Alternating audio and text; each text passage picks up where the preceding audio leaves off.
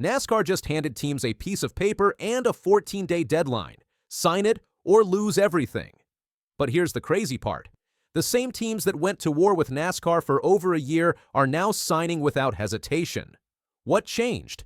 And why is Michael Jordan smiling next to the same people he just sued? Denny Hamlin didn't waste any time. Speaking at the annual Fox Sports preseason photo shoot, the 2311 Racing co-owner confirmed his team had already signed. No hesitation, no drama, just a signature on the dotted line. For anyone who followed the brutal 14-month legal battle that preceded this moment, his quick decision tells you everything you need to know about how much things have changed. This isn't just another contract renewal. This is NASCAR admitting it got things wrong and teams finally getting what they fought for. The story of how we got here involves Michael Jordan standing on courthouse steps, internal NASCAR emails that expose deep resentment, and a settlement that fundamentally restructured the entire economic model of America's premier stock car racing series. Let's rewind to understand why this matters so much.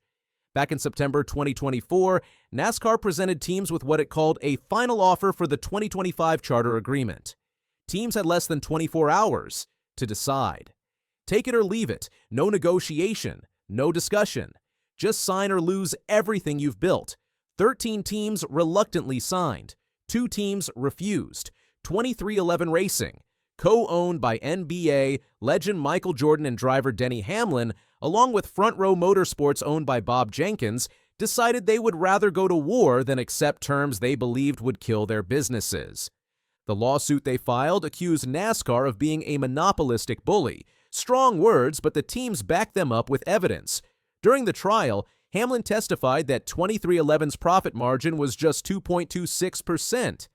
One sponsor pulling out would wipe away all their profit. He told the jury that teams are essentially professional fundraisers, spending their time chasing tens of millions in sponsorship just to break even. He called the original charter agreement his team's death certificate for the future. The numbers told a brutal story. It costs around $20 million to run a single Cup Series car for a full season. Teams were generating 60 to 80% of that through sponsorship. Meanwhile, NASCAR signed a massive new television deal worth $7.7 billion, running from 2025 to 2031. Teams wanted a bigger slice of that pie. NASCAR said no. The sanctioning body wanted spending caps before increasing team payouts. Neither side would budge. But the real fight wasn't just about money. It was about permanence. Charters, which are basically NASCAR's version of franchise rights, had become incredibly valuable. Spire Motorsports paid around $40 million for a charter before the 2023 season. Legacy Motor Club later reset the market at $45 million. Teams were investing massive amounts of money into what amounted to 7-year renewable agreements that NASCAR controlled completely. Think about that for a second. You spend $45 million on a charter, invest millions more building your operation, and NASCAR can simply choose not to renew your charter when the term expires. All that investment could vanish overnight if NASCAR decided to change the system. Teams wanted permanence. They wanted their charters to be evergreen, continuing indefinitely with mutual agreement required to make changes. NASCAR chairman Jim France testified during the trial that he refused permanent charters because he wanted flexibility to adapt to changes in the sport. The discovery process revealed just how ugly things had gotten behind closed doors. Internal NASCAR communications showed Commissioner Steve Phelps calling Hall of Fame team owner Richard Childress a redneck among other derogatory names. Another NASCAR executive described the France family attitude in extremely harsh terms. Scott Prime, NASCAR's vice president of strategic development, wrote in an email that NASCAR had all the leverage and teams would have to sign whatever charter terms were put in front of them. The teams weren't backing down.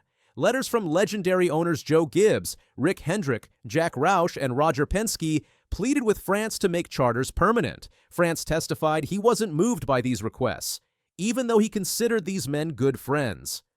Richard Childress gave fiery testimony about his reluctance to sign an agreement he believed was fundamentally unfair to teams that had been bleeding money for years. Michael Jordan became the face of the resistance. The basketball icon who grew up as a NASCAR fan told the court he would fight to the end for the betterment of the sport. Standing outside the courthouse, he said the only way NASCAR would grow was if the two sides could find some energy between them and actually work together. He made it clear this lawsuit was about progress, about making sure the sport evolved in a way that supported everyone, from teams to drivers to partners to employees and fans. The trial started December 1st, 2025. Jury selection included 6 men and 3 women. For 8 days, witnesses took the stand and aired NASCAR's dirty laundry in federal court. An economist testified that NASCAR owed $23.11 and Front Row $364.7 million in damages and had shorted all 36 chartered teams by over $1 billion between 2021 and 2024. The testimony painted a picture of NASCAR using its monopoly power to control competition and impose charter terms that financially compromised the very teams that made the racing possible. Then, on December 11th, everything changed. Day 9 of the trial started differently. The video screens that normally displayed court documents were gone. Lawyers huddled in quiet conversations. Judge Kenneth Bell called in the jury and immediately dismissed them, saying the court needed an hour that would save everyone many hours in the future. That hour turned into 2. When everyone returned to the courtroom, lead attorney Jeffrey Kessler announced they had reached a settlement. Details weren't immediately released, but the smiles told the story. NASCAR president Steve O'Donnell was seen slapping Michael Jordan on the back, both men smiling and talking pleasantly. These adversaries who had been fighting in court just hours earlier were suddenly allies. Jordan and NASCAR chairman Jim France stood side by side on the courthouse steps like old friends, flanked by Hamlin, Curtis Polk, Bob Jenkins, and over a dozen lawyers. The joint statement they released spoke of mutual agreement delivering long-term stability and conditions for meaningful growth. But the real news was in the details. NASCAR agreed to issue amendments to existing charter holders, detailing updated terms that would include a form of evergreen charters, permanent charters, the very thing France had testified he would never grant. 2311. Racing and Front Row Motorsports got their 6 combined charters back. Teams would see revenue from NASCAR's international media rights deals. They would be paid 1/3 of any new NASCAR deals involving team intellectual property. The 3-strike rule, which allowed teams to vote against NASCAR proposals that would cost them money, was increased to 5 strikes. Most importantly, charters for all teams would now be permanent. Judge Bell told everyone he wished they had reached the settlement sooner, but appreciated the hard work. He said the agreement would be great for everyone involved, for NASCAR as an entity and industry, for the teams, for the drivers, and, ultimately, for the fans.